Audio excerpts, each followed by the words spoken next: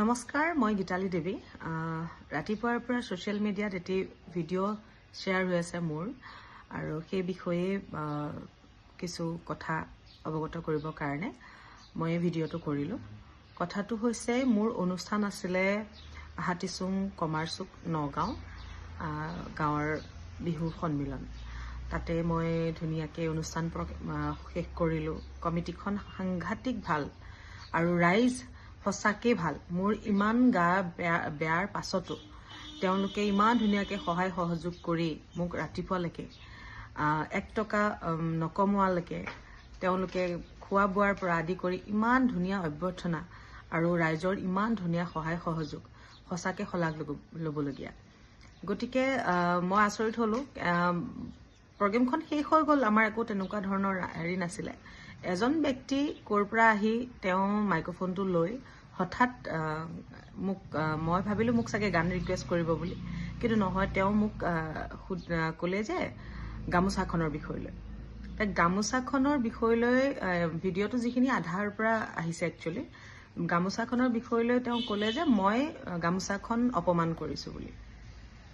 আৰু অপমান কি কাৰণে কৰিছোঁ, মই ষ্টেণ্ডত, মোৰ বুক ষ্টেণ্ড যিখন মোৰ গানৰ বহী, মোৰ সেই আইপেডটো, আজিকালি আগতে বহীখন লৈছিলোঁ, আজিকালি আইপেডটো লওঁ।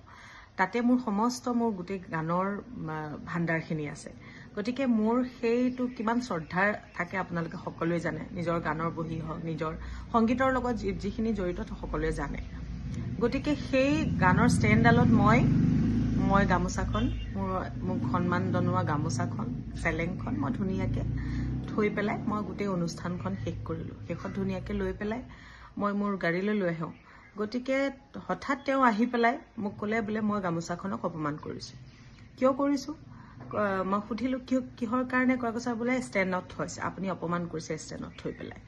তো এনেকুৱা ধৰণৰ কথাবোৰ কওঁতে তেতিয়া মই তেওঁলোকক, সেই ব্যক্তিজনক কৈছিলোঁ যে গামোচাখনক মই অপমান কৰা নাই, কাৰণ মোৰ আত্মা, মই গানৰ বহীখন মোৰ আত্মাটোৰ লগত মই মোৰ গামোচাখন মই তাতে থৈ দিছোঁ। তাক কেনেকৈ অপমান কৰা হ'ব?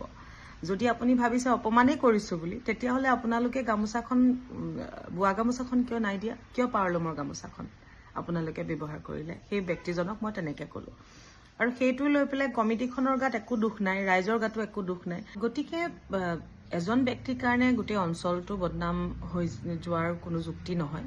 কমিটিখনে আৰু ৰাইজে তেওঁক উচিত তাৰ শিক্ষাটো দিছে তেখেতক, কাৰণ ৰাইজ সুখী, কমিটি সুখী। গতিকে এজন ব্যক্তিৰ কাৰণে কিয় বেয়া হ'ব লাগে? গতিকে তেওঁক তেওঁলোকক ভুল স্বীকাৰ কৰাইছে, কিবা তেওঁলোকৰ সেইটো কৰাইছে। মই তাত বিশেষকৈ নাই, গুচিয়ে আহিলোঁ। কিন্তু মই তেওঁলোকক অকণো বেয়া পোৱা নাই, কাৰণ ইমান ধুনীয়া মৰম, ইমান ধুনীয়া তেওঁলোকৰ ছাপোৰ্ট পাইছোঁ। গতিকে গাঁওখনক মোৰ ফালৰ পৰা এতিয়ালৈকে মই মৰমেই দি আহিছোঁ, আৰু মই অকণো বেয়া পোৱা নাই। আৰু কমিটিখনকো বহুত বহুত ধন্যবাদ জ্ঞাপন কৰিছোঁ, ইমানখিনি তেওঁলোকে মোক ছাপোৰ্ট কৰাৰ কাৰণে, মোক বুজি পোৱাৰ কাৰণে। গতিকে মোৰ ফালৰ পৰা এটাই অনুৰোধ, কমাৰচুক গাঁওখনক যেন ভুল নুবুজে, কমিটিখনক ভুল নুবুজে, মোৰ ফালৰ পৰা সেইটাই অনুৰোধ। ধন্যবাদ।